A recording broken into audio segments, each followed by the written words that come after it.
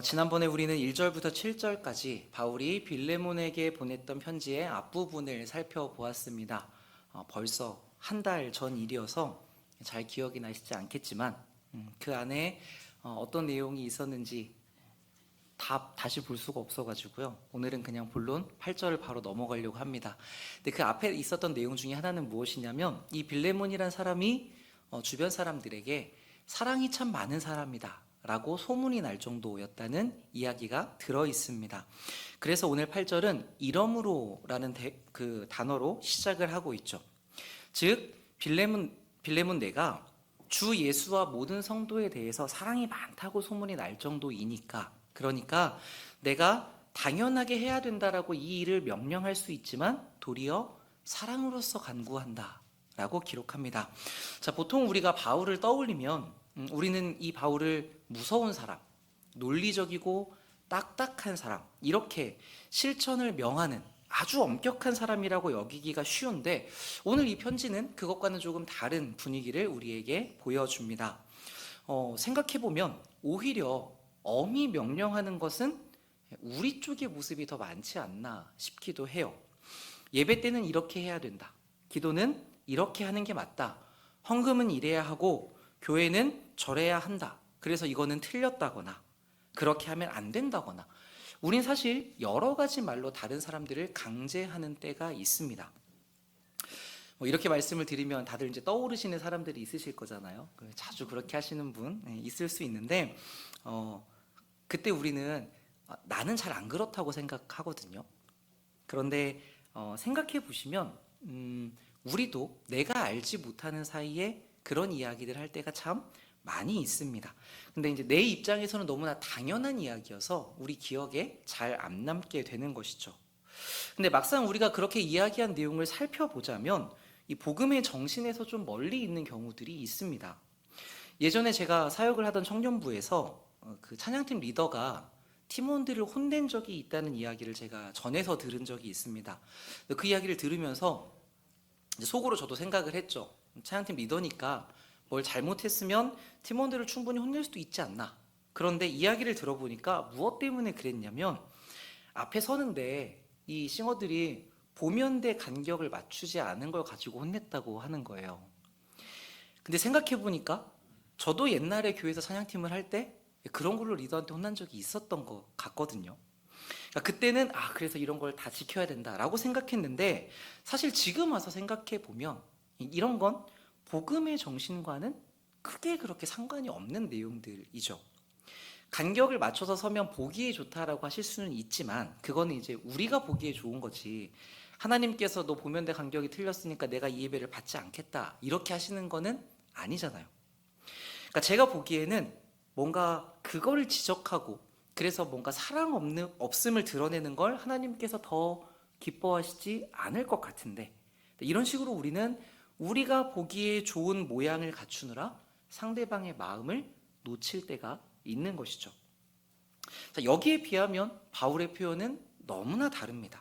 사실은 우리보다는 바울이 훨씬 더 엄격하게 말했어도 됩니다. 바울은 우리보다 진리에 대해서 더 잘 알고 있고, 또 예수님의 일이라면 명령할 수 있는 사도였고, 무엇보다 바울은 빌레몬이 복음을 받아들이는 데 중요한 역할을 했던 영적 은인과도 같은 사람이었기 때문에 바울이 무엇을 명령했다면 빌레몬은 그대로 지켰을 겁니다.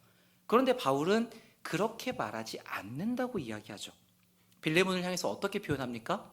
내가 사랑 안에서 간곡하게 부탁한다 라고 이야기합니다. 자, 바울이 왜 이렇게 이야기를 했을까요? 자기가 명령하면 지킬 텐데 그 명령으로 겉모양만 만드는 것이 아니라 이 사람이 마음 깊이 그 내용을 인정하고 자발적으로 할 수 있도록, 그렇게 의무가 아니라 사랑으로 할 수 있기를 바랬기 때문일 겁니다. 그러니까 우리는 언제나 어떤 사람이 진정으로 변화되기를 바라지 않습니까? 자, 그런데 한 사람이 진짜 바뀌는 일은 어떻게 이루어지는가 하면 오늘 바울이 이야기한 것처럼 사랑 안에서 이루어지는 일이죠. 그러니까 사람은 사랑받을 때, 사랑을 경험할 때 변화가 되거든요. 누구나 사랑을 받아야 그 사랑을 흘려보낼 수 있습니다. 그래서 바울은 당장의 이 문제를 해결하겠다가 아니라 진심으로 빌레몬을 위해서 그를 향한 사랑 안에서 간곡하게 부탁한다고 이야기를 했던 것입니다. 빌레몬이 진짜 이런 사랑을 할 수 있는 사람이 되기를 바울이 바랐던 것이죠.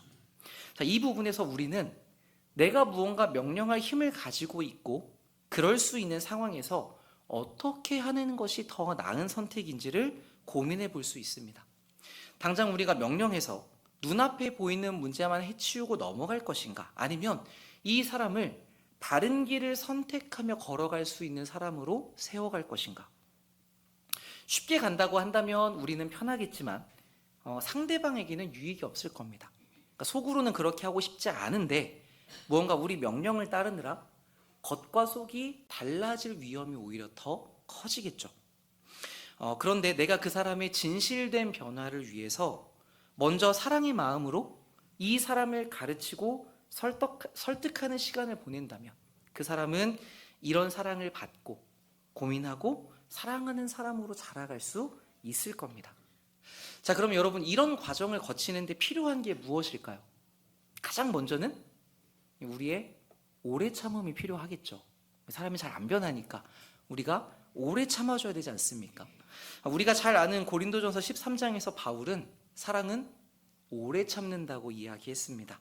그런데 이때 바울이 사용한 오래 참음이란 단어에는 누군가와의 관계에서 내가 어떤 힘을 발휘할 수 있지만 그렇게 하지 않고 이 사람에게 하나님께서 일하실 것이라는 걸 기다린다는 뜻이 담겨 있거든요. 그러니까 내가 그냥 무작정 참는 게 아니라 나를 하나님께서 오래 참으시며 다루시는 것처럼 저 사람도 하나님이 그렇게 다루실 것이다라는 하나님을 믿는 믿음 안에서 기다리는 것입니다. 오늘 바울의 태도가 그걸 잘 보여주고 있죠. 강요하지 않고 간구하며 하나님께서 그 사람에게 일하실 여지를 남겨두고 있습니다. 자, 그런데 여러분, 바로 이 부분에서 우리가 놓쳐서는 안 되는 아주 중요한 사실이 하나 있습니다. 이 사랑이 오래 참음이라는 말을 여러분이 많이 들으시다 보니까 어떤 분은 무조건 참기만 하시는 분들이 있으세요. 그리고 그때는 대부분 뭘 하지 않고 가만히 있으면서 참고 계시죠. 그러니까 상대방이 악을 행하고 있는데 마음대로 악을 행하도록 두면서 그냥 참고만 계시는 경우들이 있단 말입니다. 그러니까 이거는 겉으로 봤을 때는 오래 참음 같아 보이지만 사실은 상대에 대한 사랑이 없는 포기의 마음일 수 있습니다. 그 사람에 대한 마음을 더 이상 쓰지 않고 그저 그 어려운 상황을 견디고만 있는 것일 수 있죠. 이렇게 된다면 이거는 성경이 말하는 오래 참음과는 전혀 결이 다른 것이라고 보아야 합니다.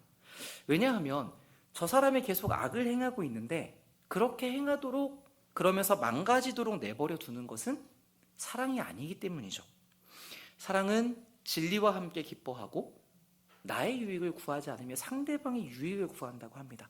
그러니까 그 사람이 악에 무너져 가는 것을 내버려 둘 수 없겠죠. 그렇기 때문에 사랑이신 예수님께서 죄와 악으로 가득했던 우리를 찾아오셔서 내버려 두실 수 없어서 우리에게 오셔서 복음이라는 길을 가르쳐 주셨던 것이지 않습니까? 그러니까 이 사실을 경험했다면 우리도 예수님의 그 뒤를 따라갈 필요가 있는 것이죠. 그래서 이 오래 참음에 반드시 같이 가야 하는 것은 상대방의 유익을 위하는 사랑이라고 할 수 있습니다. 그러니까 이것은 그 사람이 망하게 두지 않는 우리의 끊임없는 관심이며 설득이며 가르침으로 드러나게 되죠. 자기가 무엇을 잘못하는지 모르는 사람은 옆에서 그게 잘못이라는 것을 가르쳐줘야 합니다. 어디로 가야 할지 몰라서 악을 행하고 있는 사람에게는 바른 길이 있다는 것을 지도해줘야 하죠. 그렇지 않으면 우리는 옆 사람을 방치함으로써 이 사람을 망치는데 일조하는 책임을 갖게 됩니다.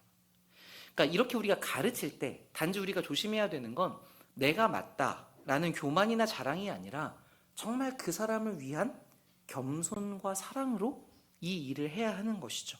그렇게 계속해서 진리를 이야기하며 그 사람에게 마음을 두되 하나님께서 그 사람을 바꾸어 가실 때를 기다리며 오래 참는 것입니다.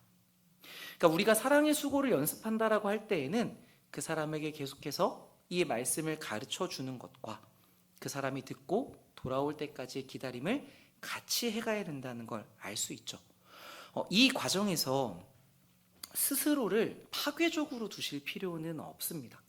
예를 들어 내가 사랑하는 어떤 대상이 무언가에 중독이 되게 심하다고 한다면 주변과 이야기를 나누어서 주변의 도움을 받는 것이 좋습니다. 이게 참음이 없는 일이 아니죠. 우리가 사용할 수 있는 모든 것들을 사용해서 하나님이 원하시는 더 좋은 모습, 선의 모습을 향해 가는 것이 사랑이라고 할 수 있고, 그 쉽지 않은 과정 속에서 계속해서 이 사람을 향한 우리의 사랑과 관심의 마음을 지속하는 것, 이게 성경이 말하는 오래 참음에 더 가깝다고 볼 수 있는 것입니다. 자, 그럼 여러분 이제 이거를 반대로 생각해 보시면 어떨까요?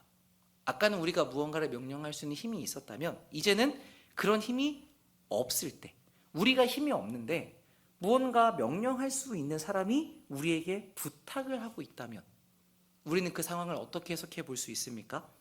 그건 내가 더 우위에 있어서가 아니라 저 사람이 나를 사랑해서 이렇게 하는구나 라고 여러분이 받아주시면, 그 마음을 이해해 주시면 훨씬 더 좋겠죠.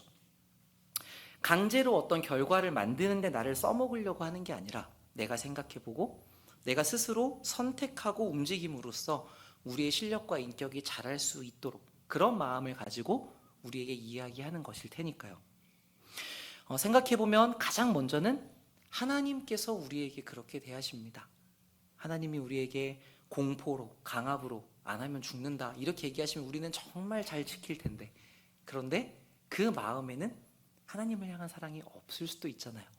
그래서 하나님께서 계속해서 우리에게 말씀으로 깨닫게 하시고 기다려주시고 설득하시고 동행해 주시면서 우리가 결국은 자원하는 마음으로 하나님을 따르게 바꾸어 가십니다. 그러니까 듣는 입장에서 우리는 내가 먼저 이 설득을 당하는 사람이 되기 위해서 노력해야 될 것이고, 또 그렇게 하나님께 우리가 받은 것처럼 다른 사람을 섬기기 위해 참아주며 사랑 안에서 부탁하는 분들이 되어주셨으면 좋겠습니다. 여러분이 이 과정을 계속 밟아가시면 더 성숙한 그리스도인, 그러니까 우리가 좋아하는 예수님을 닮아가는 모습을 더 많이 가져가실 수 있게 될 겁니다. 자, 근데 문제는 무엇이냐면 이렇게 해야 된다는 거 우리가 다 알고 이 원리 위에 있지만 그런 상황이 벌어졌을 때 우리가 순종하기가 참 만만치 않다는 것이죠. 바울이 빌레몬에게 부탁했던 것도 사실 그렇게 쉬운 내용이 아니었습니다. 빌레몬의 노예였다가 도망쳤던 오네시모를 이제 너가 용서해주고 받아줘라 라고 하는 것인데, 이 당시에는 노예가 도망치면 그거 잡아다가 주인이 죽이는 게 아주 당연한 시대였습니다. 상식이라고 말할 수 있는 그런 시대였어요. 그래서 빌레몬은 이 노예에 대해서 자기가 마음대로 할 수 있는 상황이었는데 지금 일이 복잡하게 된 겁니다. 도망친 노예 오네시모가 바울을 만나가지고 예수님을 믿게 되었고 바울의 사역을 지금 돕게 되었죠. 그러니까 우리가 배운 대로 치면 그럼 이제 오네시모와 빌레몬의 관계는 어떻게 되었습니까? 주인과 노예의 관계 이전에 주님 안에서 한 형제고 한 몸처럼 되어버린 겁니다. 그래서 바울이 이 오네시모를 용서해주고 형제답게 대해달라고 빌레몬에게 중재를 서고 있는 것이죠. 그러면서 바울이 이제 빌레몬을 계속 설득합니다. 결정을 내릴 수 있도록 도움이 될 만한 내용들을 이야기하는데, 이 사람은 내가 갇힌 중에 낳았던 아들이라고 하면서 그가 바울을 통해 예수님을 믿었고 정말 우리의 형제가 되었다고 보증을 서주었죠. 그러니까 심지어 바울이 어떻게 표현하냐면 그는 나의 신복이라고까지 이야기합니다. 조금 직역해보면 그는 나의 심장이라는 이야기예요. 그러니까 이렇게까지 바울이 이야기할 만큼 오네시모는 예수님을 만난 후에 복음에 유익한 아주 중요한 사람이 되었습니다. 그래서 바울은 이 형제이자 필요한 오네시모를 내가 좀 나와 함께 동역하고자 하니까 같이 사역을 하고 싶은데 주인인 너의 승낙 없이는 내가 아무것도 하지 않겠다고 하면서 빌레몬이 자발적으로 사랑을 베풀 수 있는 기회를 제시하고 있는 것이죠. 여러분, 이 편지를 읽는 빌레몬의 마음이 어떠했을까요? 여러분 같으면 좀 어떠시겠습니까? 빌레몬이 좀 부자이고 그리고 사랑이 많았던 사람이니까 이렇게 좀 그럴 수 있지라고 하면서 그 사람을 받아주었을까요? 여기서 우리가 이제 요즘의 사건으로 조금 가져와 본다면 이 편지가 우리한테 조금 더 실제적이 될 수 있습니다. 이 당시에 오네시모가 충성스러운 노예였다고 한다면 아마 주인에게서 도망치진 않았을 겁니다. 그러니까 도망쳐야 됐던 어떤 특별한 사건이 있었을지도 모르겠어요. 그리고 그렇다고 한다면 이거는 주인에게 일종의 피해를 입히는 어떤 큰 일이 있었다고 우리가 상상을 해볼 수도 있는 것이죠. 이거를 오늘 상황으로 가져와 보면 이렇게 됩니다. 우리가 누군가에게 참 좋은 마음으로 보증을 서거나 돈을 빌려주었는데 그 친구가 도망가 버린 겁니다. 그래서 여러분, 절대 돈을 빌려주시면 안 됩니다. 근데 그 친구가 도망가서 이제 아무리 찾아도 못 찾는데 어느 날 우리가 정말 존경하는 어떤 목사님께 전화가 온 거예요. 그래서 오랜만입니다. 믿음과 사랑 안에서 신앙생활 잘하고 계시다는 소식을 제가 듣고 있습니다. 전에도 잘하셨는데 이제는 더 사랑이 많은 분이 되셔서 성도님 덕에 교회가 큰 위로와 기쁨을 얻는다고 하더군요. 그래서 제가 기도할 때마다 하나님께 얼마나 감사한지 모릅니다. 참 잘하고 계십니다. 그런데 제가 이곳에서 사역을 하다가 성도님을 아신다고 하는 분을 한 분 만났습니다. 그러니까 그렇게 찾아 헤맸던 친구가 그 교회에 있었던 거죠. 그분이 여기서 예수님을 믿고 지금은 집사님이 되어서 제 사역을 너무 잘 도와주고 계시는데 하루는 그분이 저에게 예전에 그런 일이 있었다고 해서 듣다 보니까 집사님과 그 일이 있었다는 걸 제가 알게 됐습니다. 그래서 일단은 돌아가서 그 문제를 해결하고 오라고 제가 이제 말씀을 드렸고 여기 집사님도 그렇게 하겠다고 하셨으니 곧 찾아갈 겁니다. 그러면 성도님께서 이분을 주 안에서 한 형제로 받아주시면 좋겠습니다. 강요하는 건 아니지만 사랑으로 간청드립니다. 자, 여러분, 이런 전화를 받으셨다고 해봅시다. 그럼 그때 우리가 나에게 큰 피해를 입힌 사람, 물질적이고 또는 명예적이고 심리적인 손상을 입힌 그 사람을 갑자기 한순간에 사랑하는 형제로 한몸된 교회라고 받을 수 있을까요? 근데 저는 일단 이런 전화를 받으면 그날 잠을 못 잘 것 같습니다. 이걸 어떻게 해야 되나? 내가 목사다 보니까 용서를 하긴 해야 될 것 같은데 근데 마음은 그렇지가 않고, 그러니까 머리로는 그래야 되는 걸 알지만 우리 마음이 너무나 어려운 것이죠. 그러니까 우리의 삶에서 사랑이라고 하는 것은, 용서라고 하는 것은 이런 식으로 벌어집니다. 생각하기엔 맞아서 나도 다른 사람들한테 얘기할 때는 그게 맞다고 하지만 막상 내 일이 되면 너무 실천하기가 어려운 거죠. 내가 입은 피해가 클수록 더 그럴 겁니다. 그런데 하나님께서는 우리에게 형제를 용서하라고 말씀하신단 말이에요. 그것도 그렇게 하면 내가 그거 다 갚아줄게, 이런 보상의 약속이 없이 단지 그가 예수 그리스도를 믿었다는 사실 하나 때문에, 예수님께서 그 사람을 용서하셨다는 그 이유 때문에 우리에게 너도 용서하라고 하십니다. 그러니까 이런 상황에 놓이면 마음이 너무 어렵고, 그래서 어떨 때는 하나님을 원망하게 되는 때도 있죠. 하나님, 씨가 그것 때문에 얼마나 힘들었는지 아시지 않습니까? 그런데 저에게 이렇게 갑자기 용서하라고, 없던 일처럼 하라고 하십니까? 자, 그런데 여러분, 이 용서는 그 사람을 위해서가 아니라 나를 위해서 필요한 일이기 때문에 하나님께서 우리에게 그렇게 설득하시는 것입니다. 용서하지 못하면 우리는 평생 그 사람으로부터 벗어날 수 없습니다. 이 상처가 해결되지 않아서 그 일을 생각할 때마다 분노와 미움이 치밀어 오르고 또 그 상처에 비슷한 상처가 덮여지면서 우리는 매우 날카롭고 예민한 사람이 되게 됩니다.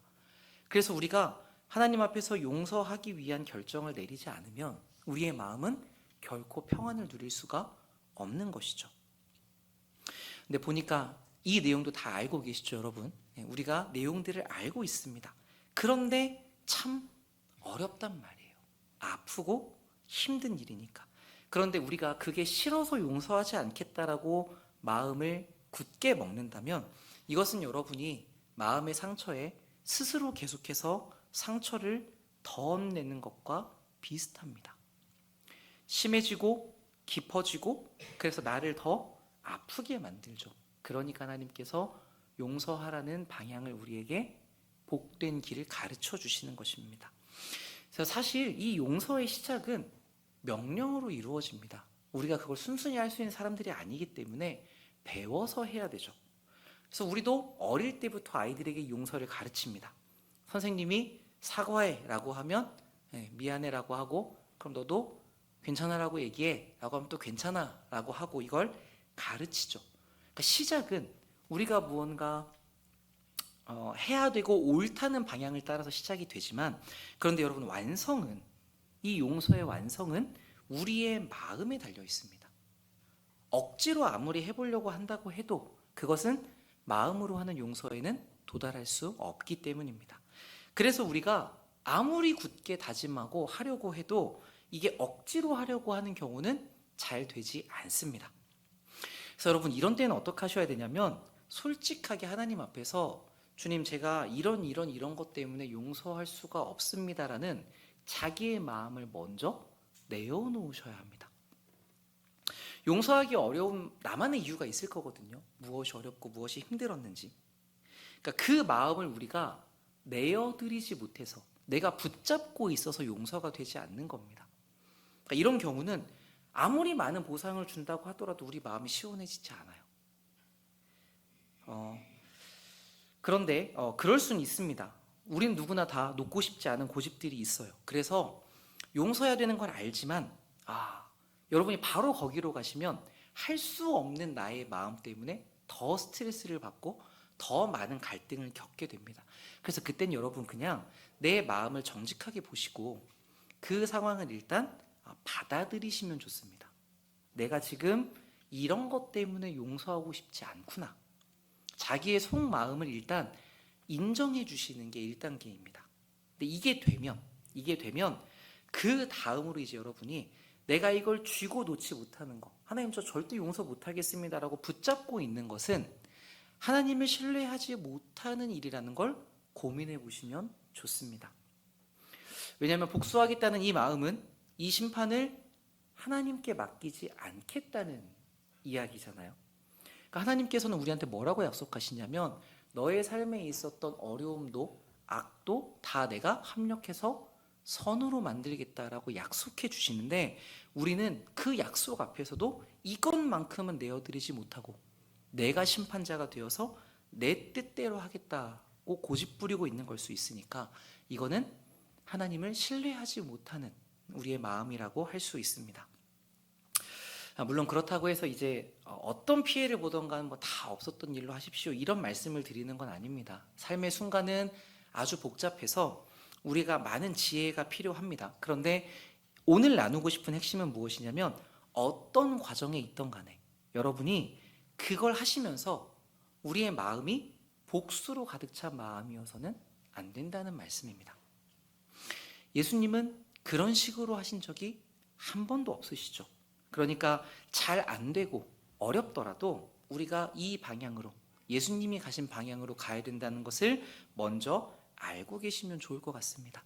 안 된다고 너무 자책하지 마시고 가야 할 방향과 지금 내 마음을 인정하시면서 하나님 저 이렇습니다 라고 솔직하게 내어드리는 것부터 시작하시면 됩니다. 자, 이런 식으로 우리가 자기 스스로의 의지를 가지고 하나님 앞에서 마음을 바꾸어가는 선한 일은 나뿐만 아니라 이웃에게도 모두 다 도움이 됩니다.